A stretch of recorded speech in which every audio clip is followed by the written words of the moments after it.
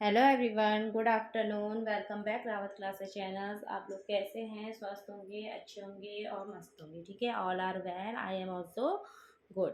तो जैसा कि आप लोग को पता है कि हम 9th क्लास की मैथ्स का हमने कल 1.3 का अपलोड कर दिया था। उसके आगे के सेशन का क्वेश्चन नंबर जो 6 है वो क्वेश्चन मैं आज अपलोड कर रही हूँ। और कल हमने लाइव क्लास दी थी, आज लाइव नहीं होगी, अल्टरनेट करके होगी। हर दो दो क्लासेस को हमने प्रेफरेंस दिया है कि ताकि सबको समझ में आए। ठीक है, तो क्वेश्चन नंबर 6 करते हैं और आज जो है एक्सरसाइज पूरी फिनिश करेंगे और कल नेक्स्ट एक्सरसाइज लाइव होगी आपकी, उसमें करेंगे। ठीक है, प्लीज़ ज्वाइन कीजिए, ज्वाइन दिस सेशन एंड इसका वो लीजिए। ठीक है, आप पूरा का पूरा फ़ायदा लीजिए कि ताकि आपको अच्छी ढंग से आ जाए।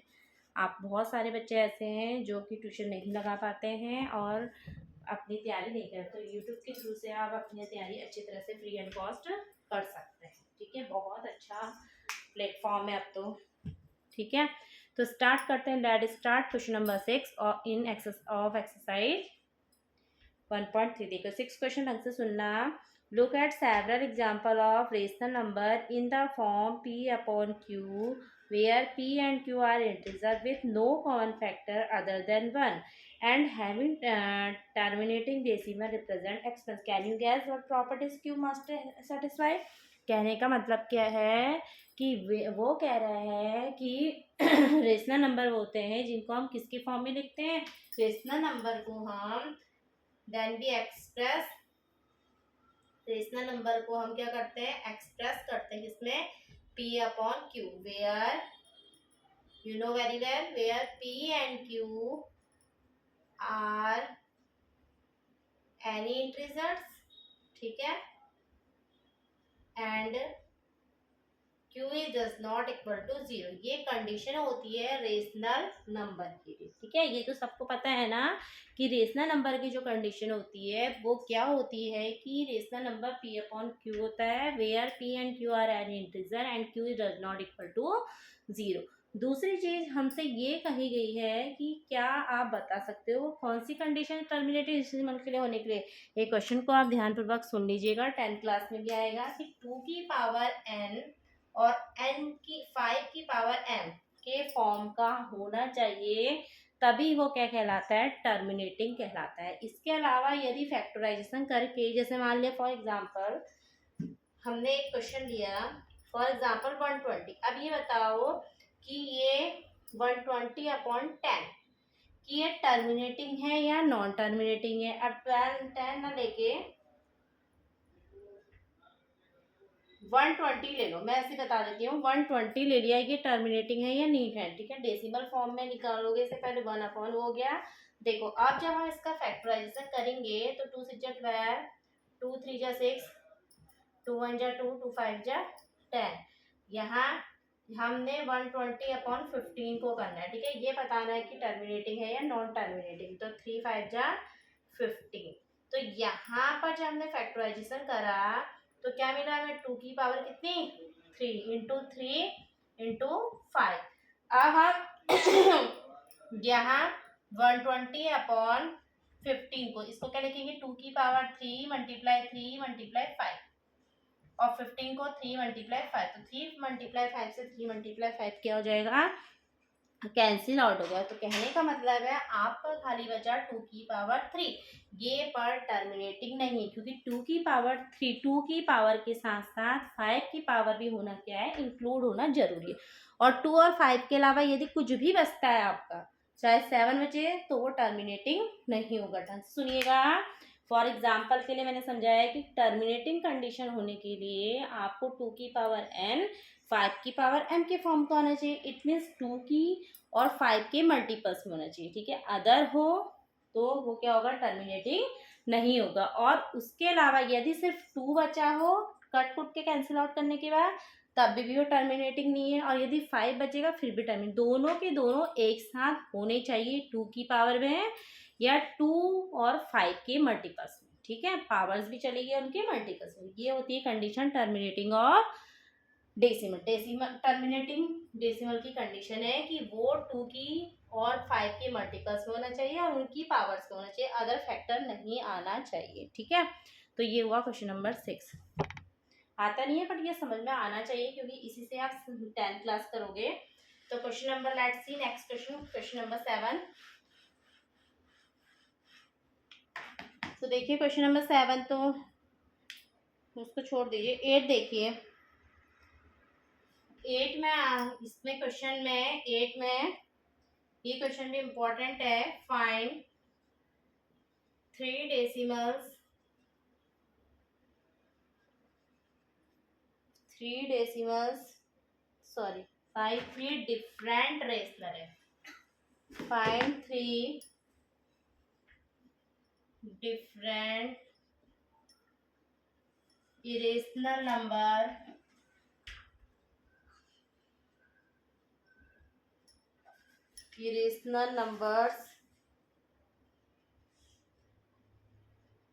between the rational number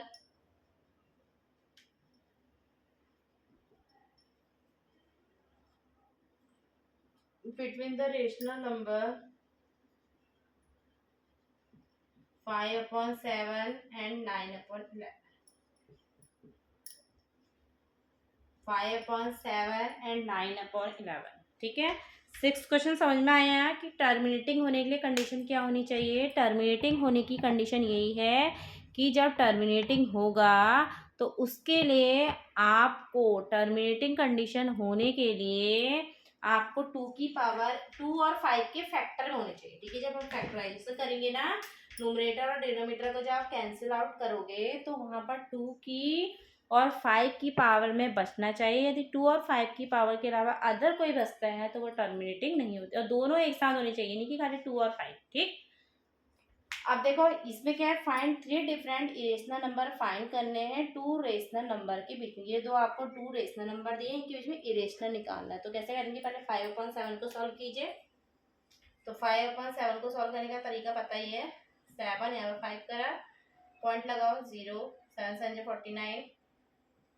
तब तक करेंगे जब तक कि रिमाइंडर क्या नहीं बचे आपका 5।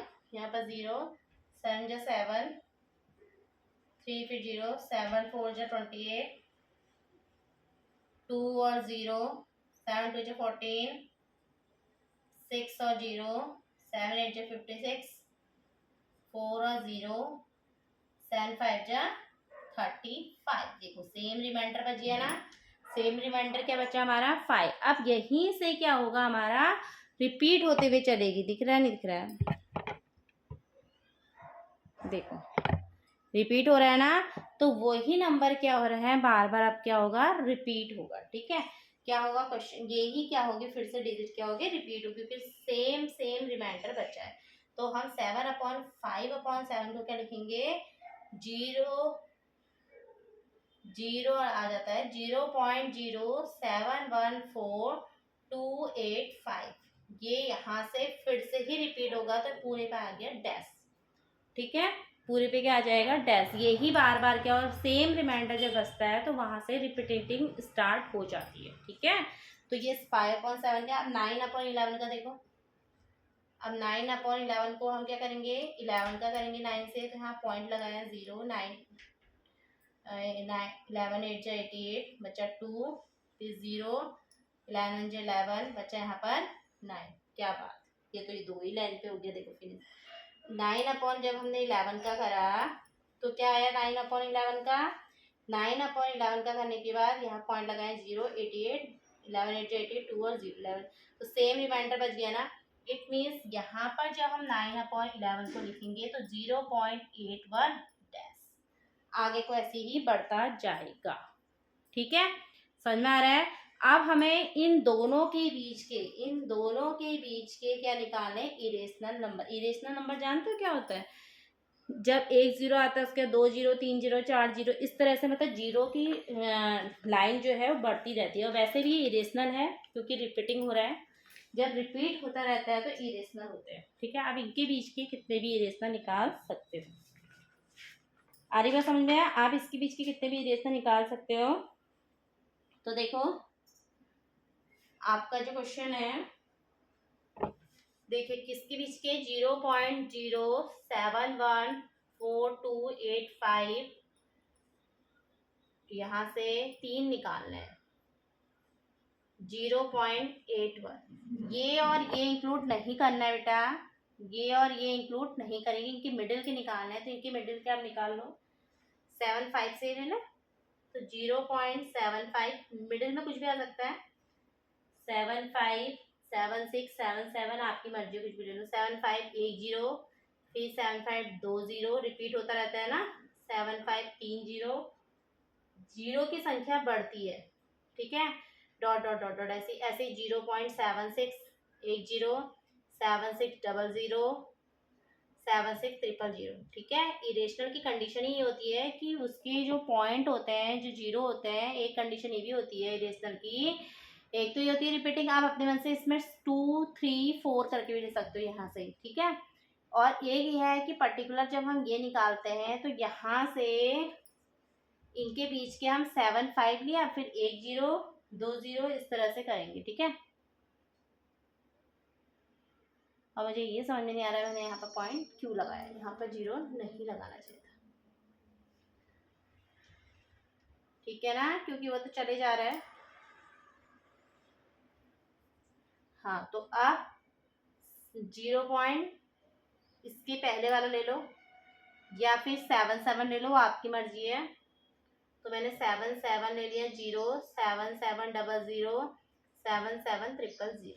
इस तरह से हम फाइंड आउट करते हैं रेशनल नंबरों के बीच में इरेशनल नंबर ठीक है। आप अपने मन से कुछ भी ले सकते हो, ऐसा कुछ नहीं है कि मैंने ये लिया है। आप 7 1 लिखा है 7 2 से स्टार्ट कर लो, 7 3 से स्टार्ट कर लो, 7 4 से स्टार्ट कर लो, पर 7 1 इंक्लूड नहीं करना ठीक है, और ना ही 8 1 इंक्लूड करोगे।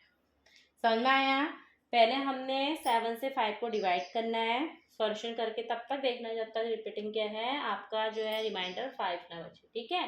फिर 9/11 को करोगे, 11 से 9 को तब तक करोगे जब तक कि रिमाइंडर क्या है 9। तो सॉल्व करा तो इन दोनों के बीच का मैंने, आप 7 2 से भी स्टार्ट कर सकते हैं बट 0 2 0 3 0 इस तरह से कीजिएगा ठीक है।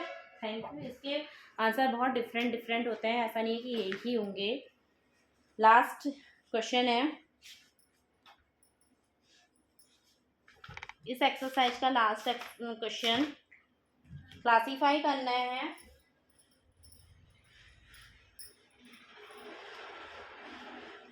और कल हम 1.3 एक्सरसाइज कंप्लीट कर ही दिए, 1.4 करेंगे, 1.4 को बात 2 को बात रहेगी। 9 क्वेश्चन है, क्लासीफाई करना है आपको। Classify the following numbers, the following numbers are rational और इरेशनल। बताना है कि रेशनल है या इरेशनल है। रेशनल मैंने पहले ही बता दिया आपको, रेशनल क्या होता है, जिनको हम पी की पावर क्यू के फॉर्म में कर सकते हैं, रिप्रेजेंट कर सकते हैं, but Q is does not equal to 0।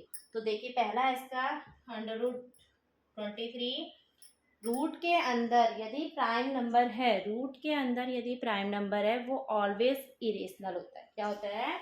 Always irrational. Root के अंदर प्राइम नंबर है, प्राइम नंबर क्या होता है? जिसका फैक्टर नहीं कर सकते हैं, डू नॉट फैक्टर, जिसको हम फैक्टराइज नहीं कर सकते हैं वो क्या होता है? Prime number. तो रूट के अंदर यदि आपका फैक्टर है, वो रूट के अंदर भी प्राइम नंबर है तो इरेशनल है ठीक है। नंबर 2 √225, 225 को सॉल्व कीजिए। 3 7 21, 3 5 15, 3 2 6, 3 5 15, 5 5 25, 5 1 5। वैसे 10th क्लास में आते आते आप लोग ये समझ गए होंगे कि 225 किसका स्क्वायर रूट होता है? 15 का। फिर भी मैं करके दिखा रही क्योंकि कितने बच्चों की मैथ्स उतनी स्ट्रॉन्ग नहीं होती है। तो 3 7 21 बचा 1/5, 3 5 15, 3 2 6 बचा 1/5, 3 5 15, 5 5 25, 5 1 5। तो यहाँ पर जो पेयर बने वो क्या बने आपके? 3 × 3 × 5 × 5। तो दोनों में से क्या आया? 3 × 5। तो ये रूट से बाहर आ गया ना, तो 3 रूट से जब बाहर आया तो ये हो गया रेशनल। स्क्वायर रूट हट गया है प्रॉपरली, तो वो क्या हो गया आपका रेशनल। ठीक है। नंबर थर्ड 0.376, इसको जब सॉल्व करोगे तो 376 अपॉन पॉइंट हटेगा तो कितने जीरो आएंगे, क्योंकि 3 डिजिट का पॉइंट है तो नीचे क्या आएंगे 3 जीरो। देखो पी अपॉन क्यू के फॉर्म में आ रहा है ना, तो ये भी क्या है आपका रेशनल। रेशनल को we can write form P upon Q. अब है लास्ट 2 क्वेश्चन और हैं। Fourth 7.478 dot dot dot. यही चीज क्या होती जा रही है, बार बार रिपीट होती जा रही है। तो रिपीट होते जा रही है, बताओ तो रेशनल है इरेशनल है? 478 इसको हम पी अपॉन क्यू के फॉर्म में क्या कर सकते हैं, लिख सकते हैं।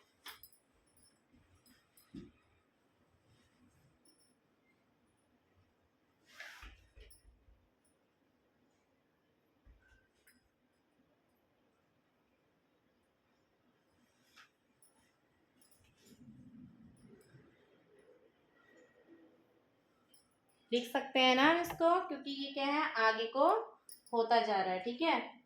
जैसे क्वेश्चन 4.7 डेसिमल फॉर्म है ये, तो ये भी क्या है आपका रेशनल है, क्योंकि जब पॉइंट हटाओगे तो डिजिट क्या आएगी अपॉन में आएगी। ठीक है। हमें ये नहीं पता है ना डॉट डॉट डॉट डॉट लिखा है, अब कब तक जा रहा है पता नहीं, फिर भी रेशनल ही होगा। देखो 1.10, उसके बाद 2 जीरो, उसके बाद 3 जीरो, फिर 4 जीरो, बढ़ता जा रहा है। देखो मैंने क्या बताया था, जब ऐसा होता है जीरो की संख्या बढ़ती है और वो चीज सेम रहता है, पहले 1 जीरो, फिर 2 जीरो, फिर 3 जीरो दिख रहा है, 1 जीरो, 2 जीरो, 3 जीरो, 4 जीरो, तो इसका मतलब क्या है इरेजनल। इसको क्या कहते हैं इरेजनल। ठीक है। और एक क्वेश्चन आपका पेपर में आया भी है ये, कि पाई क्या है। पाई बेटा आपका क्या है, रेशनल है इरेशनल है, बताओ। पाई जो है इरेशनल है। ठीक है।